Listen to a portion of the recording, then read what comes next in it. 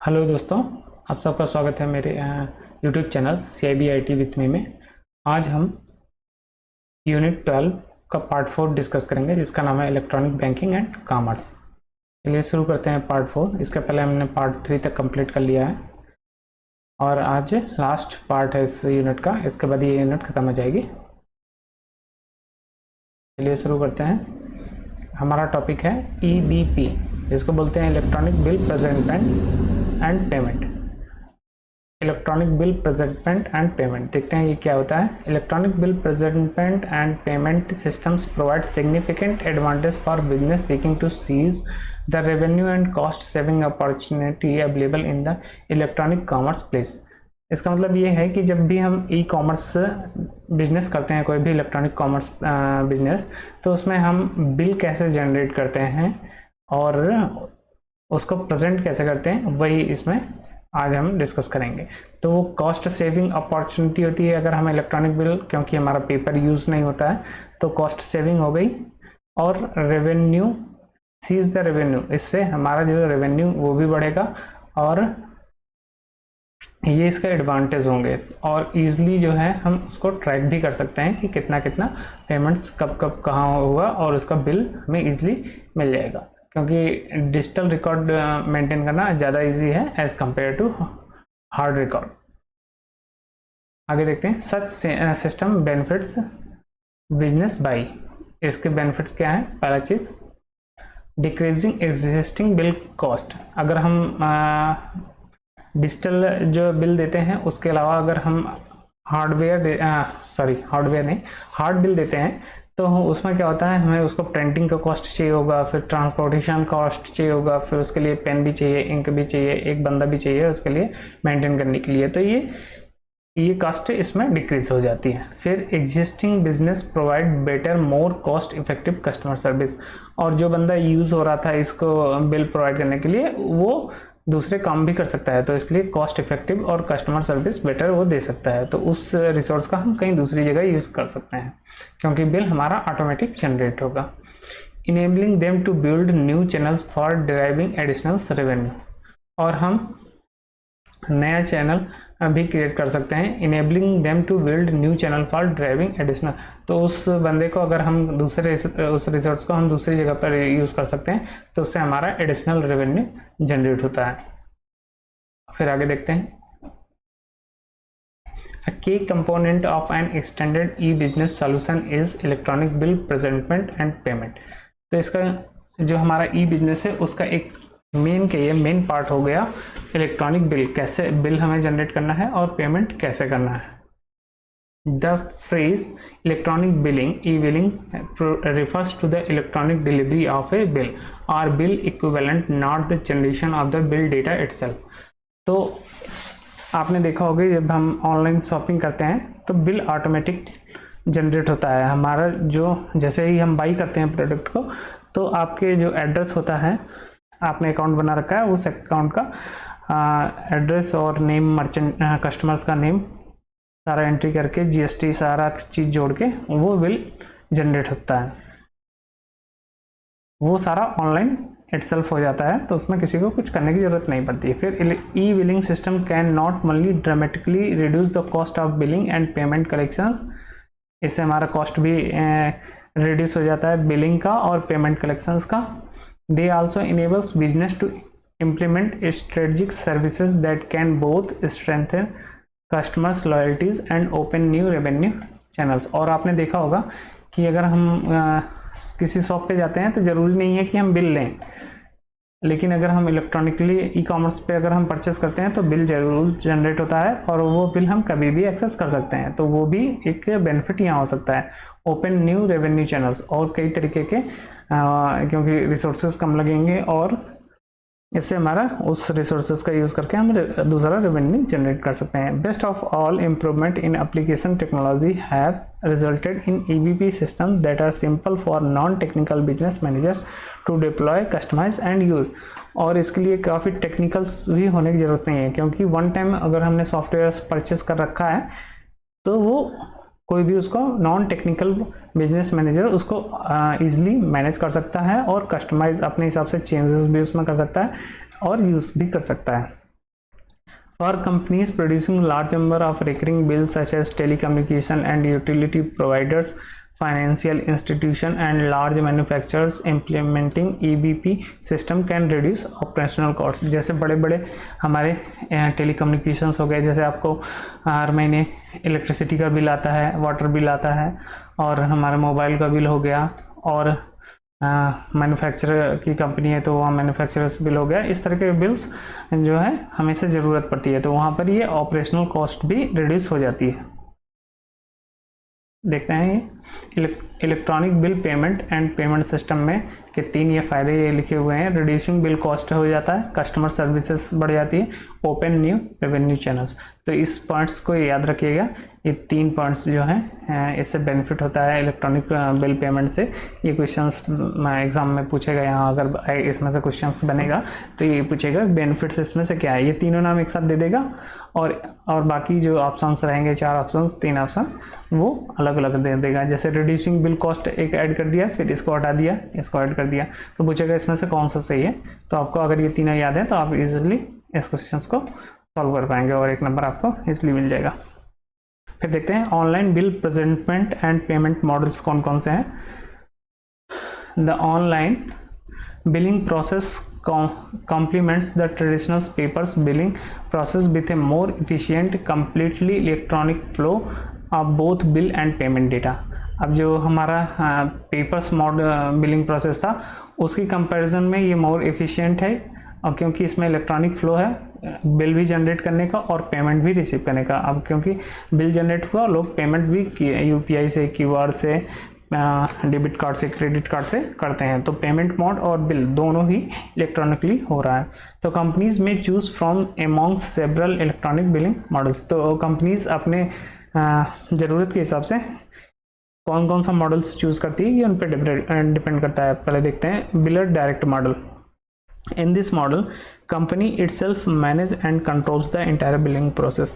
तो biller models में क्या हो गया, ऐसा मॉडल जिसमें कंपनी खुद डिसाइड करे एंटायर बिलिंग प्रोसेस को, वो बिलिंग डायरेक्ट मॉडल कहलाता है। फिर द डायरेक्ट बिल प्रोसेस, इसका प्रोसेस कैसा होता है वो देखते हैं।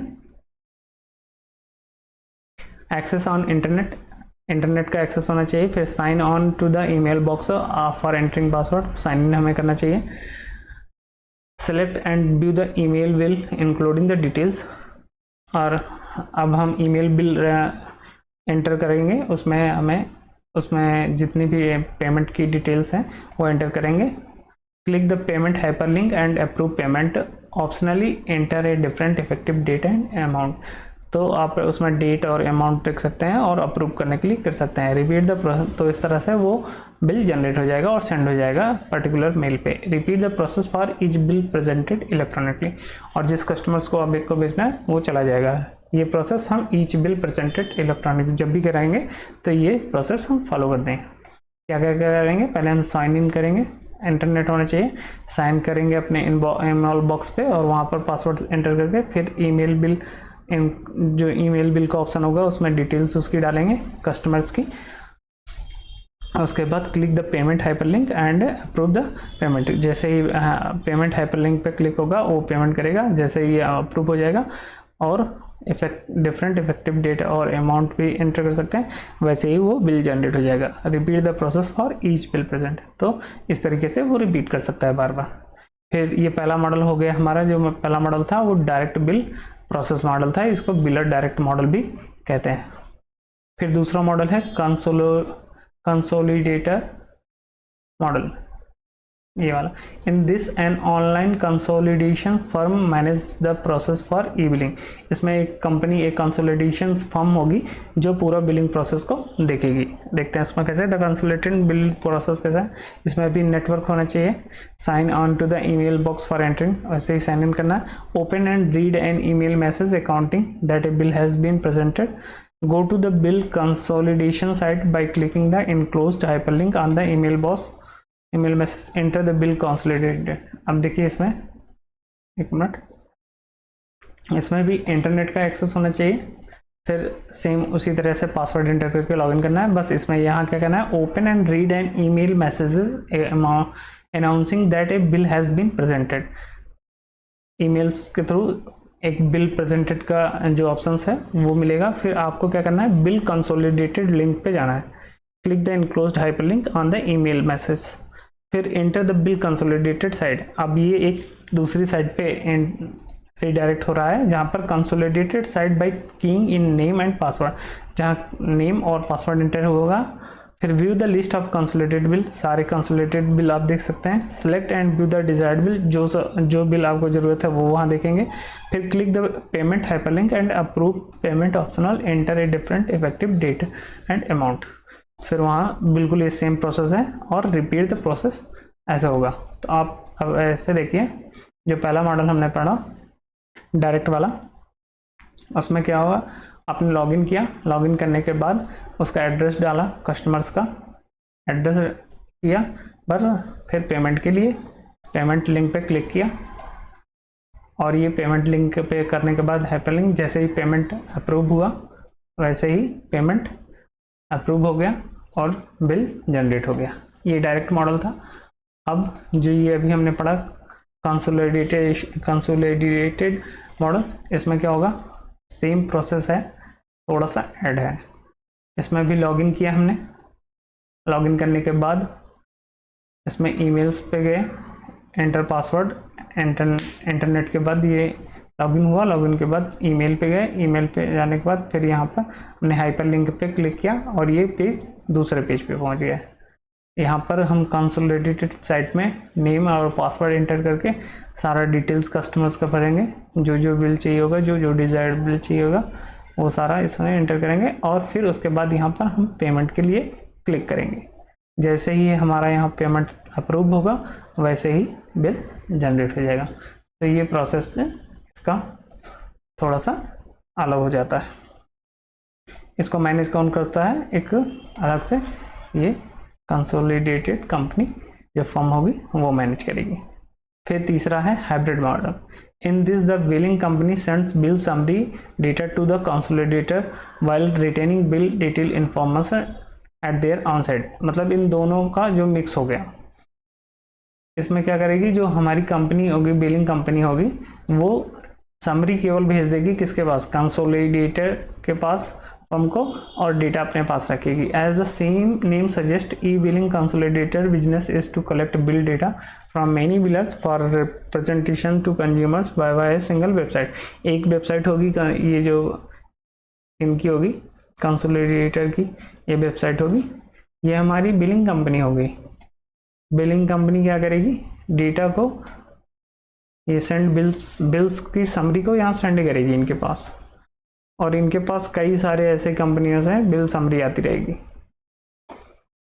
ये इनकी सिंगल साइट होगी, एक ये दूसरी कंपनी है, यहाँ से भी ऐसे ही बिलर सेंड होगा, इस तरह से आती रहेगी। फिर ये यहाँ कंसोलिडेट करके बिल जनरेट करते रहेंगे और कस्टमर्स के पास ये पहुँचता रहेगा। तो ये है हाइब्रिड मॉडल। आगे देखते हैं इसमें। The ultimate goal is to allow customer to review and pay all their bills with one-stop shopping convenience. For the billing company, one significant drawback of using the pure consolidator model is that their bill may be reduced to a single line item on a consolidated page with the rest of customers' bills, providing less opportunity to establish and maintain a personal direct relationship with each customers। तो जैसे consolidator वाला जो हमारे पास model था, उसमें बस ये एक है कि जो कंपनी है, मेन कंपनी है, वो क्या करती है, उसका डेटा कंसोलिडेटर वाला भेज रहा है, कस्टमर तो इस कंपनी का है, तो इसके साथ कोई रिलेशंस मेंटेन नहीं रह जाता है, इसका रिलेशन इसके साथ बन जाता है। तो वो यहाँ पर थोड़ा सा ड्रॉबैक है। फिर आगे देखते हैं। With the rest of customers, ये यहाँ पे रिलेशनशिप नहीं रह जाता है। There are however many advantage to the biller direct model, particularly when combined with the use of consolidator as a customer's convenient channel for bill summary। जब हम direct models को हम कंसोलिडेटर से अटैच कर देते हैं, दैट मीन्स हाइब्रिड मॉडल, तो वो कन्वीनियंट हो जाता है कस्टमर्स के लिए। The key is here is that the customers must come to the biller site. इसमें क्या होता है, उस कस्टमर्स बिलर की साइड पे आएगा, to review the bill details information whether the customers arrives directly or through a link from a consolidator, और फिर उसके बाद वो कंसोलिडेटर की साइट पे जाता है, तो इसलिए उसका रिलेशनशिप मेंटेन रहता है बिलर्स की साइड से.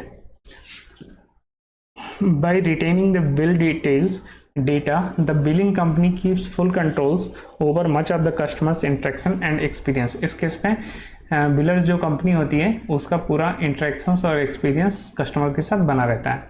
Can more easily tailor bill presentations and other message to suit their business needs. इससे उसकी जो बिजनेस नीड्स है उसको बिलर कंपनी को टाइम टू टाइम पता चलते रहते हैं. And can provide direct customer support and services if it is needed, और उसको कस्टमर सपोर्ट्स भी और सर्विसेज भी प्रोवाइड कर सकता है जब उसको ज़रूरत हो कस्टमर्स को. Targeted advertisement, cross-selling and upselling can also be leveraged from effectively through Biller Direct model. Biller Direct models में वो अपने साइट्स पे अपना एडवर्टाइजमेंट कर सकता है, क्रॉस सेल कर सकता है और अपसेलिंग कर सकता है, तो डिफरेंट सर्विसेज दे सकता है.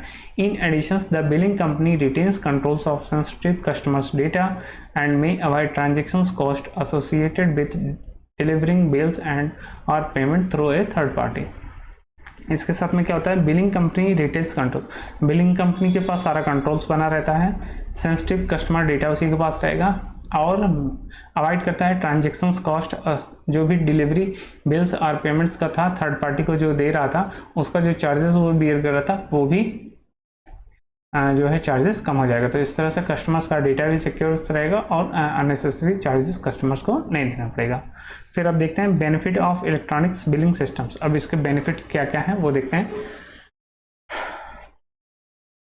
Traditional paper based bill delivery and payment systems require a tremendous investment in resource. Paper based था तो उसमें कोई ना कोई हमें रिसोर्स भी चाहिए था, वो उसमें ज़्यादा हमें इन्वेस्टमेंट लग रही थी. On the biller side there are cost for bill preparations, bill preparation का कॉस्ट लगता था, प्रिंटिंग का लगता था, असेंबली करके रखना पड़ता था, फिर पोस्टेज भी करना रहता था, पेमेंट प्रोसेसिंग भी करना रहता था. तो ये सारे जो कॉस्ट थी वो सारी हमारी इसमें रिड्यूस हो गई. In addition to these direct cost companies also lose the value of uncollected receipt during the pre delivery float time ये टाइम टू टाइम होगा यहाँ पे, time to time between when the bill data is available and the customers actual receipt of the bill. तो इसमें क्या होता था कि जब हम ये सारी कॉस्ट के अलावा जब हम कंपनीज क्या करती थी और उसको लॉस क्या होता था जब वैल्यू अनकलेक्टेड रिसिप्ट थी, उसने रिसिप्ट भेज दिया, बिल का भेज दिया, लेकिन वो वहाँ से बिल मिला ही नहीं. Pre delivery float time to time between, जो भी प्री डिलीवरी में चार्जेस लग देते हैं, bill data is available and the customers actual receipt of the bill, दोनों में मिसमैच होता था. तो ये सारे उसको चीज़ें देखनी पड़ती थी. With traditional billing this time is consumed producing and mailing the paper bill to the customers. इसमें टाइम भी ज़्यादा लगता था तो वो सारा इसमें रिड्यूस हो गया. The customers also incurs the cost of writing a cheque and adding postage to, और कस्टमर्स को भी जो चार्जेस लगता था चेक भरना और राइटिंग ए चेक, ये चेक की स्पेलिंग यहाँ गलत लिखी हुई है, and adding post speed post करना, रिटर्न पेमेंट, तो ये सारे चार्जेस इसमें रिड्यूस हो जाते हैं. ये इस डायग्राम में देखते हैं, देखें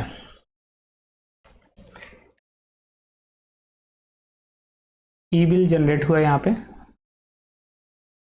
बिल प्रेजेंट हुआ, मिनट फिर से देखते हैं, यहाँ पर ई बिल जनरेट हुआ, फिर उसके बाद प्रेजेंट हुआ. जनरेट होने के बाद जैसे ही आपने ऑर्डर के पे क्लिक किया और आपने एग्री किया, वैसे ही बिल प्रेजेंट हो गया आपके सामने ऑन द ऑनलाइन, और पेमेंट के लिए लिंक एक्टिव हो गया. Customer access via bill via browser और ईमेल, और उसके बाद आपने पेमेंट कर दिया, वो ईमेल पे आ गया. कस्टमर अथराइज द पेमेंट, ये जो इसका बिल था वो जनरेट हो गया ब्राउज़र पे, और उसने उसको पेमेंट को अप्रूव किया, और वो इंटरनेट के थ्रू बैंक में प्रोसेस होकर इलेक्ट्रॉनिक पेमेंट चला गया, और ये फिर इलेक्ट्रॉनिक डेटा में उसको रिस्पांस मिल गया. तो ये प्रोसेस होता है पूरा बिल कैसे डायरेक्ट ई बिल डिलीवरी और पेमेंट का पूरा प्रोसेस है. Because of this tangible benefits, companies are deploying EBP solutions as a part of comprehensive strategies to leverage multiple aspect of e-commerce.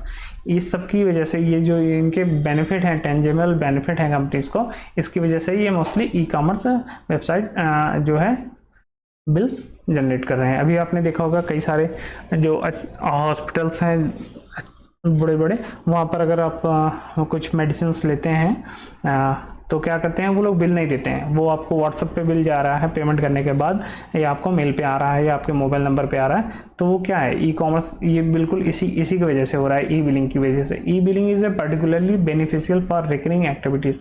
उस केस में उनको क्या हो रहा है, प्रिंट करके नहीं देना पड़ रहा है, तो उनका पेज का बच रहा है, प्रिंटिंग का कॉस्ट बच रही है, ये सारा चीज़ बच रहा है। सर जैसे monthly mortgage, 1 minute, billing, utility services, credit card bills and telecommunication charges. तो ये सारी चीज़ें क्या हो रही हैं, e billing is particularly beneficial for recurring. जितनी भी रिकरिंग एक्टिविटीज़ हैं जो बार बार होने वाली हैं, जैसे कि मॉर्गेज बिलिंग हो गया, यूटिलिटी सर्विसेज हो गया, यूटिलिटी सर्विस में हमारा इलेक्ट्रिसिटी बिल हो गया, वाटर बिल हो गया, क्रेडिट कार्ड का बिल्स हो गया, ये सब चीज़ों से हम बच सकते हैं। The government agencies involve in issuing regular tax bills और other assessment are also good candidates for EBP solutions. जो हमारे EBP सॉल्यूशंस हैं वो भी हम उनको भी दे सकते हैं। इशूइंग रेगुलर टैक्स, जो भी रेगुलर टैक्स जनरेट हो रहे हैं या असेसमेंट हो रहे हैं, उनके लिए हम दे सकते हैं। फिर अगला हमारा टॉपिक है BBPS, Bharat bill payment systems. ये NPCI के थ्रू ही काम करता है, NPCI का ही है। तो देखते हैं इसमें क्या है। Bharat bill payment systems is an integrated bill payment system in India. Integrated है मतलब कई चीज़ों के साथ इंटीग्रेट कर सकते हैं इसको। इंडिया ऑफरिंग इंटर ऑपरेबल, मतलब ऐसा नहीं है कि किसी एक पर्टिकुलर पे ही बैंक का ही होगा, तो ये इंटर ऑपरेबल है, आप किसी भी बैंक का पेमेंट कर सकते हैं। And accessible bill payment services to customers online as well as through a network of agent. Online भी कर सकते हैं या किसी नेटवर्क एजेंट के थ्रू भी कर सकते हैं, जैसे enabling multiple payments mode, QR हो गया, क्रेडिट कार्ड हो गया, नेट बैंकिंग हो गया, मोबाइल बैंकिंग हो गया, वॉलेट हो गया, इन सब से कर सकते हैं। And providing instant confirmation of payment, और तुरंत ही आपको मैसेज मिल जाएगा कि आपका जो ट्रांजेक्शन है वो सक्सेसफुल हो गया। It is reserve bank of India conceptualise systems driven by the NPCI। तो ये इसको रिजर्व बैंक ऑफ इंडिया ने इसका प्रपोजल दिया था, जिसको कौन चला रहा है, NPCI, national payment corporation of India. NPCI will function as the authorised Bharat bill payment central unit. तो NPCI इसका authorised Bharat bill payment central unit है, BBCU ये है इसका। which will be responsible for setting business standards, rules and procedure for technical and business requirement for all the participant।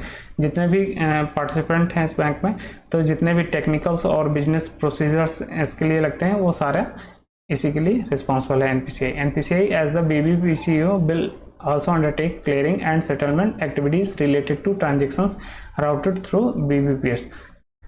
तो NPCI क्या करेगा, जितने भी क्लियरिंग और सेटलमेंट होगा BBPS का, वो इसी के थ्रू रूट होगा, NPCI के through. Existing bill aggregators and banks are envisaged to work as operating units to provide an interoperable payment. तो जितने भी बैंक हैं, 1 मिनट में, अब BBPS है, तो जितने भी बैंक हैं वो NPCI के एंड पे क्या हो गए हैं, कनेक्टेड है सारे बैंक। हम सपोज करिए 1 मिनट, बैंक A, ये भी ये हो गया NPCI, तो इससे भी कनेक्टेड है। बैंक B भी कनेक्टेड है, तो इसी तरह बैंक C भी कनेक्टेड है, बैंक D भी कनेक्टेड है। तो जितने भी बैंक हैं हमारे बैंक इंडिया में, सारे बैंक इसी से कनेक्टेड है NPCI से। तो ये क्या कर रहे हैं, जैसे एक को आप कस्टमर हैं, आपने आपका अकाउंट A बैंक में और आपको पेमेंट करना है। अब जो मर्चेंट है, सपोज करिए इलेक्ट्रिसिटी पेमेंट कर रहे हैं आप, और इलेक्ट्रिसिटी पेमेंट जो कंपनी है उसका अकाउंट D में है, तो A वाला जब पेमेंट करेगा तो वो यहाँ से राउट होकर NPCI के थ्रू D में डिपॉजिट हो जाएगा, तो इसलिए इंटर ऑपरेबल हो गया। तो वही यहाँ लिखा है, working as a operating unit to provide an interoperable bill payment system irrespective of which unit has onboarded a particular biller. तो कौन सी यूनिट है जो ऑनबोर्ड हुई है पर्टिकुलर बिलर्स के लिए, उससे इसको कोई मतलब नहीं है, वो एनपीसीआई के थ्रू रूट हो रहा है, तो वो पेमेंट किसी भी बैंक का हो वो उसके अकाउंट में डिपॉजिट हो जाएगा। तो वो इंटर ऑपरेबिलिटी वो इसी से प्रोवाइड कर रहा है।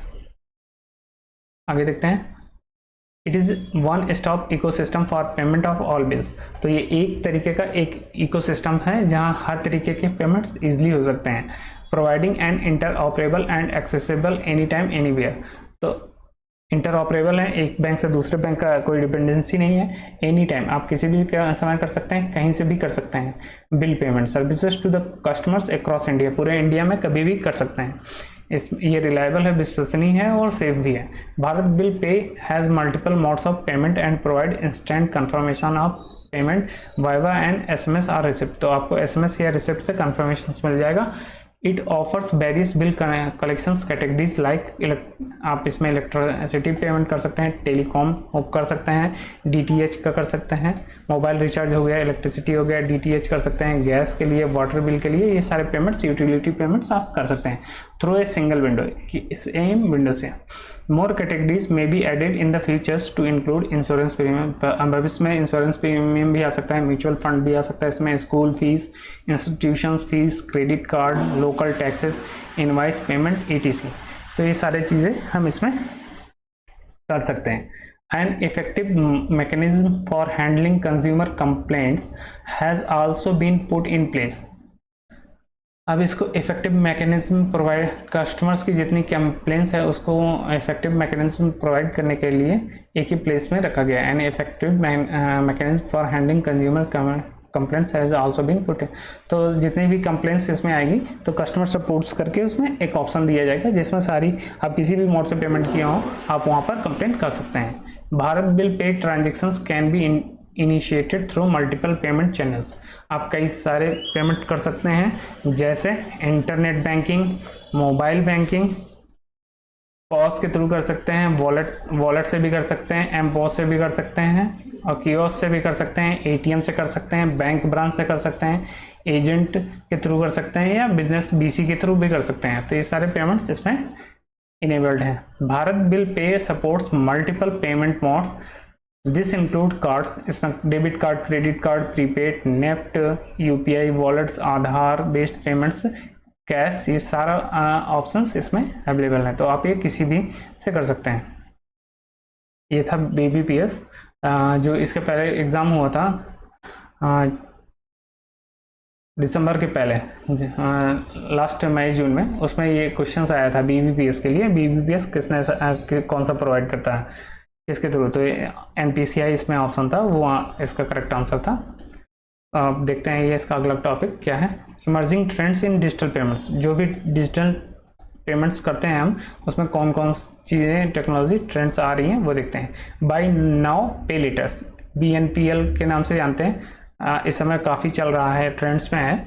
तो अभी हम सामान खरीद लें और लेकिन पेमेंट बाद में करें, तो उसी को बोलते हैं बाय नाउ पे letters. Buy now, pay laters BNPL continues to change the way consumers make financial decisions at the checkout counter। आपको जैसे चीज़ें खरीदना है और आप फाइनेंशियल डिसीजंस लेना है लेकिन आपके पास अपने पैसे नहीं है तो आप पे लेटर कर सकते हैं। ये फीचर्स यहाँ प्रोवाइड कर रहा है। It is easy to see why BNPL is appealing to consumers. तो ये कंज्यूमर्स को क्यों यूज़ कर रहे हैं ये हम ईजिली समझ सकते हैं। देखते हैं कैसे। Customers can settle the reminder of the purchase in predetermined number of instalment.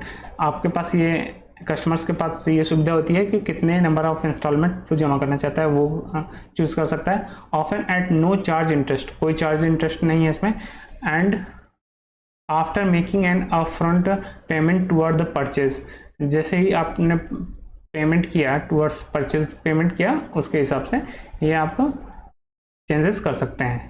Many consumers BNPL products provide credit decisions in minutes and easier to obtain than traditional credit card or lines of credit। जैसे कई सारे customers होते हैं उन्हें credit cards नहीं चाहिए होता है या क्रेडिट कार्ड यूज़ नहीं करना चाहते लेकिन वो इस फीचर्स को ईजिली यूज़ कर लेते हैं। ये भी एक तरीके का क्रेडिट ही है ना, तो क्रेडिट डिसीजंस हो गया इसमें। क्रेडिट कार्ड्स यूज़ नहीं करना चाहते हैं लेकिन वो पे लेटर वाला ये ऑप्शंस यूज़ करके वो एक तरीके का क्रेडिट ले रहे हैं, तो इसमें बैंक को फ़ायदा ही हो रहा है। This contributes to a more seamless checkout experience as well as financial inclusion by offering more manageable payment options to customers who may be denied traditional। तो कस्टमर्स कई सारे होते हैं जो क्रेडिट कार्ड नहीं लेते हैं, लेकिन ये ऑप्शंस अगर ले रहे हैं तो वो एक तरीके से क्रेडिट कार्ड के ही फीचर्स को यूज़ कर रहे हैं, क्योंकि क्रेडिट कार्ड में भी तो होता है बाय नाउ एंड पे लेटर्स। फिर अगला जो डिजिटल मोड्स हैं वो क्या है, मोबाइल वॉलेट।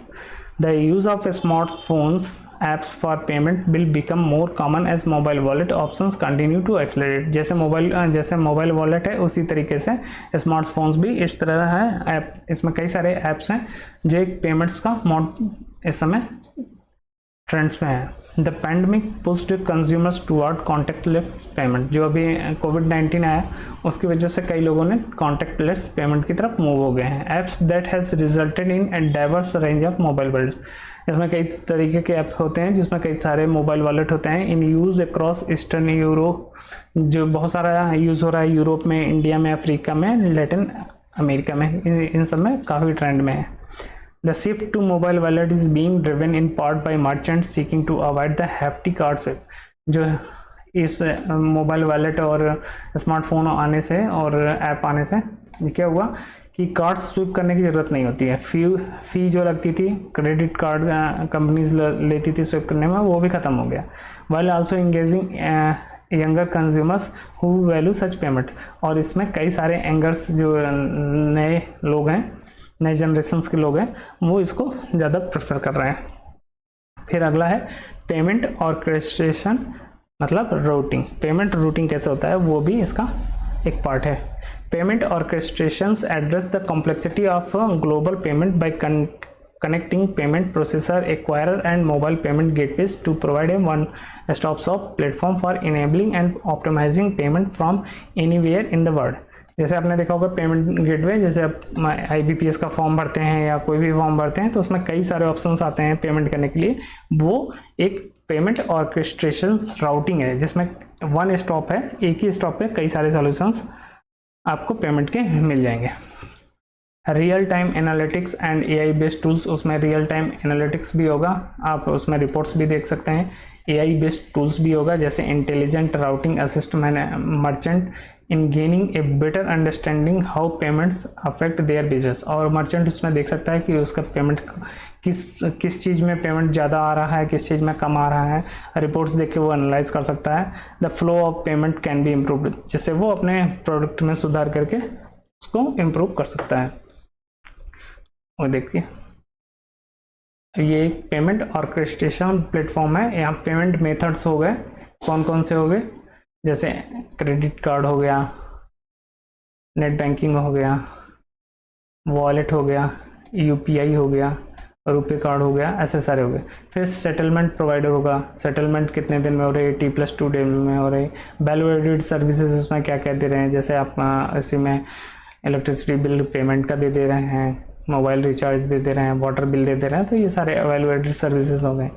और रिपोर्ट्स भी आप दे रहे हैं। पेमेंट सर्विस प्रोवाइडर है, कौन पेमेंट सर्विस प्रोवाइड कर रहा है, एग्रीगेटर कौन सा है, फिर कार्ड एक्वायर कौन सा है, बैंक का है, किस बैंक का है। तो ये सारी जब सारे फीचर्स ये एक साथ कनेक्ट कर दिए जाते हैं तो उसी को बोलते हैं पेमेंट ऑर्केस्ट्रेशन।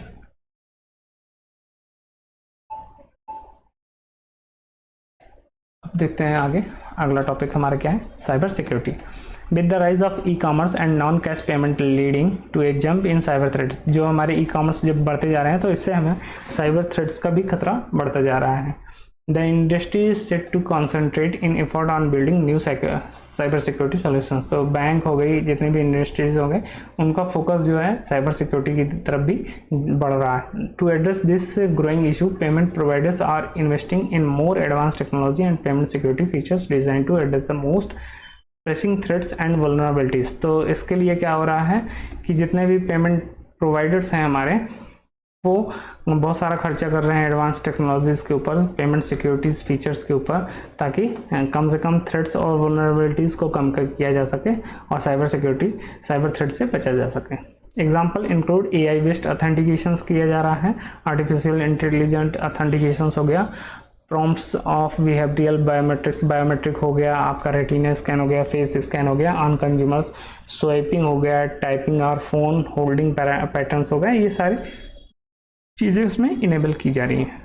फिर अगला टॉपिक है रियल टाइम पेमेंट्स, RTP। आपने कोई पेमेंट्स किया, वो रियल टाइम क्रेडिट हो रहा है, तो वो रियल टाइम पेमेंट्स हो गया, जैसे UPI।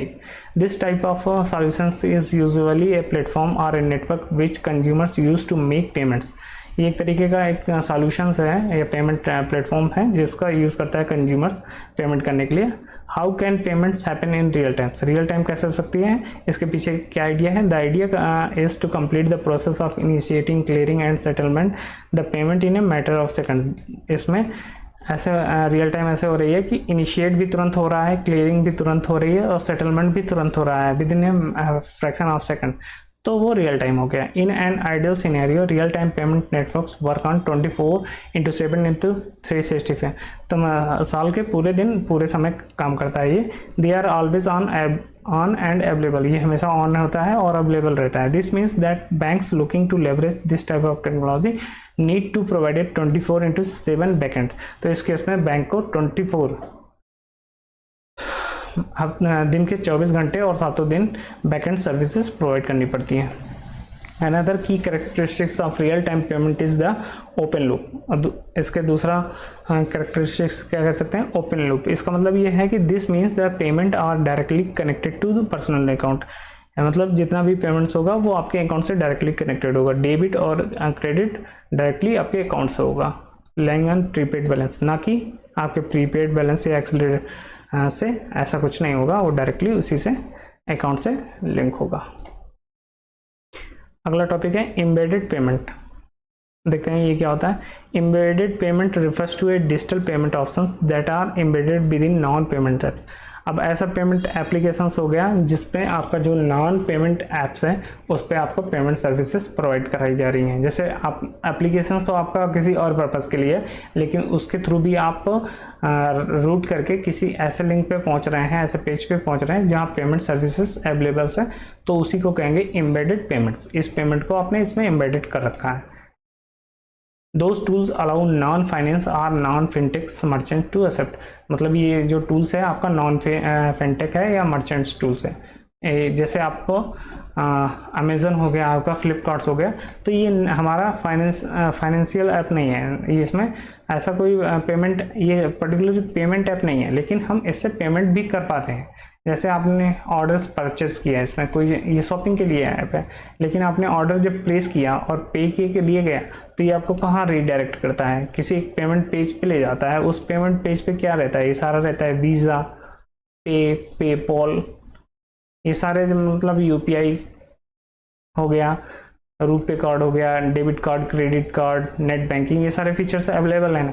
तो यहाँ से आप पेमेंट करते हैं और फिर ये वापस यहाँ पे आपको बिल और समरी मिल जाती है। तो वो non fintech payment, non fintech merchant से आपने कैसे किया, उस पर भी आपने एम्बेडेड करके पेमेंट ऐप पेमेंट प्रोवाइड करा दिया, तो उसको बोलेंगे क्या बोलेंगे, एम्बेडेड पेमेंट्स बोलेंगे। व्हाट आर, देखिए इस फिगर्स में लिखा है what are embedded payments. Embedded payments are where customers you can click a single natively available payment links on a website and choose from various payment option। तो ऐसे payment option click करके customers जो है कई सारे link पे click करके कई सारे ऑप्शंस पेमेंट के मिल जाता है, तो उसी को हम बोलते हैं पेमेंट, एम्बेडेड पेमेंट। इसी के साथ दोस्तों ये जो हमारा यूनिट 12 है इलेक्ट्रॉनिक कॉमर्स एंड बैंकिंग, ये कंप्लीट हो जाती है यूनिट। इसके बाद इस मॉड्यूल सी की हमारे पास यूनिट 14 बची हुई है, वो हम नेक्स्ट वीडियो में कंप्लीट करेंगे, शुरू करेंगे। दोस्तों आपसे एक रिक्वेस्ट है, आप हमारे YouTube channel CIB IT with me को ज्वाइन करिए और अपने फ्रेंड्स के साथ ज़्यादा से ज़्यादा शेयर करिए, लाइक करिए और बेल आइकन को प्रेस कर सकते हैं ताकि आपको नोटिफिकेशंस जब भी हम कोई वीडियो डालें तो आपको नोटिफिकेशंस मिलती रहे। और हाँ, आप हमारा Telegram channel CIB IT with me भी ज्वाइन कर सकते हैं PDF के लिए। तक मिलते हैं आपसे नेक्स्ट वीडियो में, तब तक के लिए नमस्कार।